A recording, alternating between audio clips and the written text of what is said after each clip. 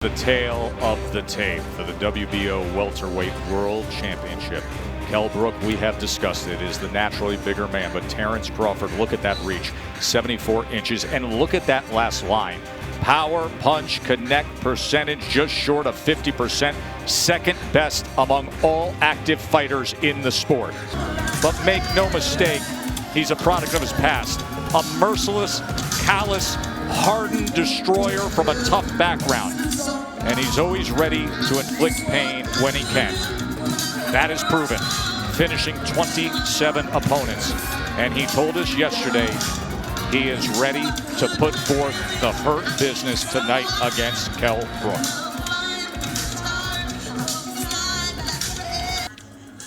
Ladies and gentlemen, welcome inside the MGM Grand here in beautiful Las Vegas, Nevada.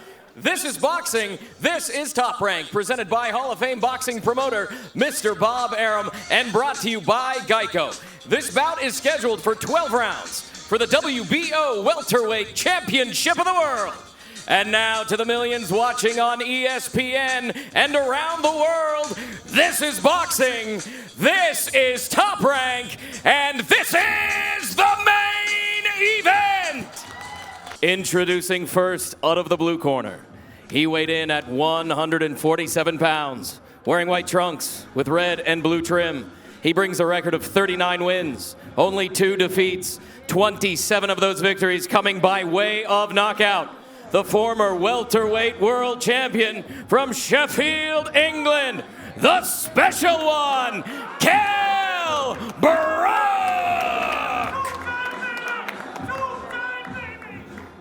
Introducing out of the red corner. He weighed in at 146.4 pounds, wearing black trunks with gold trim. He brings a perfect record, 36 wins, no defeats, 27 victories coming by way of knockout.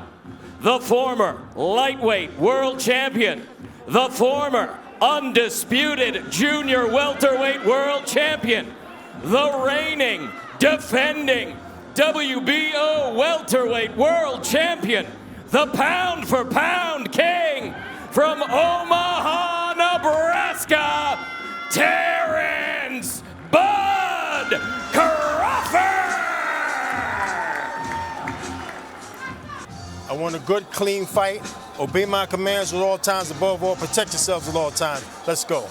Can he do what no other fighter has, what 36 have failed at? We find out now.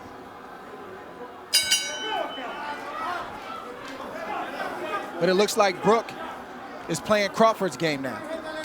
He's watching, he's studying, and I don't think he can outthink Crawford. He's got to start to let those hands go. He has power in either hand, Crawford. He has finished guys, whether it is orthodox or southpaw. But in recent years, we have seen plenty of Crawford, mostly in the southpaw stance, and wildly effective in doing so. Here he comes out as a righty. And there is that jab from Kell Brook. Not just to the head, but as you just saw, also to the body. There he throws the right hand behind it. Brook has a brilliant 1-2. It's automatic. It's his favorite combination, but his jab right now is landing. He just scored with it accurately upstairs against Crawford. And that's what it's about. It's about breaking the timing and the rhythm of Terence Crawford. And you have to do that with your jab. Set it up. The power hand, which is the right hand for Brook.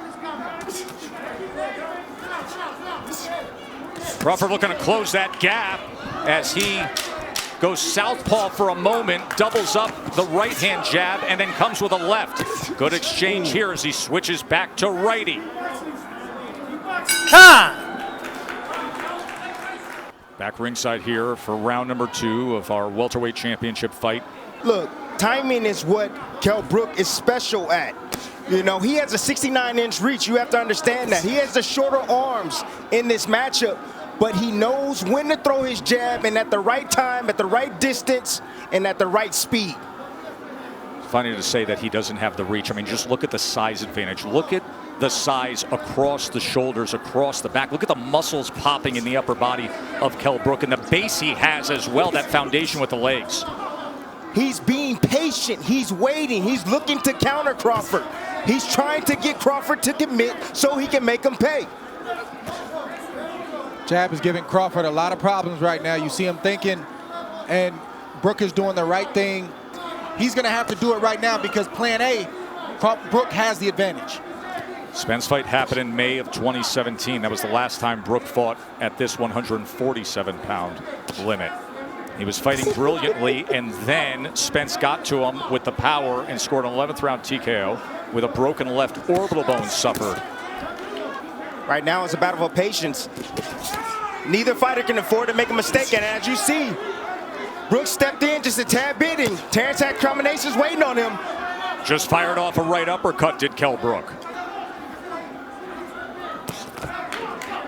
Crawford switches for one of two reasons. Either he sees something, or what he was doing in the right-handed stance wasn't working. What do you suspect here, Dre? I think the latter is true. The right-handed stance wasn't working, and he wants to see if he can get something going from the left-handed stance. Stop. No. And a 2 in Vegas. Joe, Tim, and Dre with you here in Vegas. Round number 3 of the championship fight. So don't think that Kell Brook is worried about Terence Crawford going southpaw. He's not worried about that at all because he's used to that. He comes from the Ingles gym.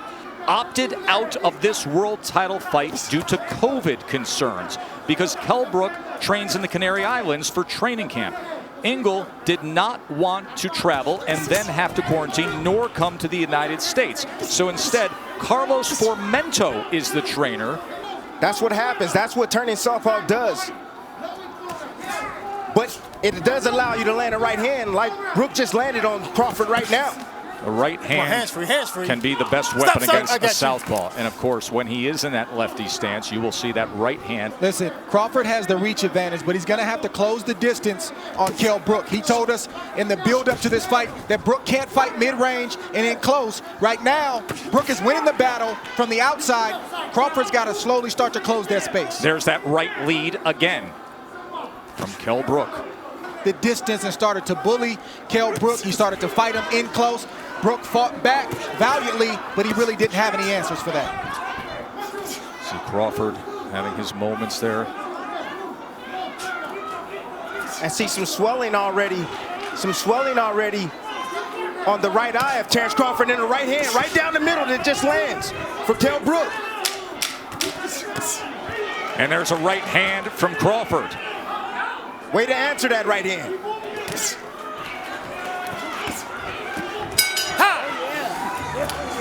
End of 3. Bernard here. CompuBox has Kell Brook 24 of 99 punches, Crawford 25 of 93. Shakur Stevenson will fight December 12th in this ring against Toka Khan Cleary. Shakur, the recent featherweight champion, now contending at 130 pounds, looking for a showdown for a belt here. Round number 4. Crawford has to continue to get his lead foot outside the lead foot of Brook to have success with his offense. That will put him in a safe position to let his combinations go. Beautiful right hand. And the champ gets to him. Get over here. Just like that. Get over here. Terence Bud Crawford hits the 6, gas. 7, 8. Come to me. You all right? Yeah. Give you a chance. One of the best closers in the game. 27 knockouts in his career. Do we have 28 right here? This fight is also thundering in. Look at Crawford. Vicious attack to close it. No. And he stares him down. Okay. 9 devastating power punches in that 4th round. And as good of a start as Kell Brook had, Crawford demolishes him.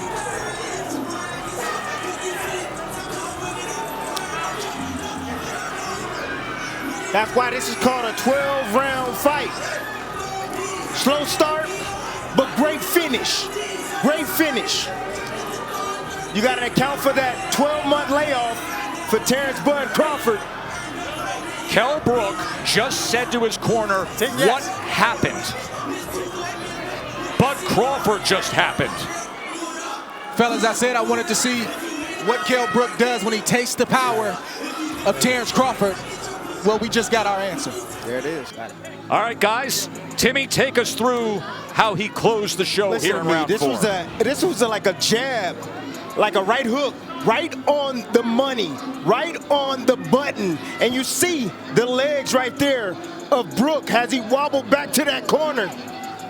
Nice finish up right here, combination from Terence Bud Crawford. You know, sometimes your opponent can do the work for you. As you can see, Kell Brook was moving forward. He shot a jab out there. Crawford timed it over the top with a nice, short, I would say jab, hook, jab, hook type. That's the first knockdown. Remember, the ropes held him up. Boom. And you know, that shot wasn't even on the chin. That shot was right on the eye, and it had that type of effect on Kell Brook. That shows you what type of devastating punching power Terence Bud Crawford possesses. And then how he finishes. And Dre, he gets that look in his eyes. At this point, the fight was as good as done because Terence Crawford is one of the best finishers in the game. You can't be hurt like that against Crawford, especially knowing that he had a slow start. He wants to come in here and prove a point and remind everybody why he's atop that list, and that's how you do it. Once again, to your point, Tim, it's not a 3 or 4 round fight. It's a 12-round fight or less. And I wanted to see the reaction from Kell Brook once Terence Crawford landed a clean shot and we got our answer. And Terence finished the fight like he typically does when he gets a fighter hurt. In brutal fashion, Tony Weeks got in there just in time because things were about to get ugly. Declaring your winner by technical knockout, and still WBO welterweight champion of the world, Terence Bud Crawford. One more time, and then we will hear from him. How he finishes, chopping right, driving left, driving left. See ya, Mr. Brook. Head back to Sheffield, England. Take your $2 million.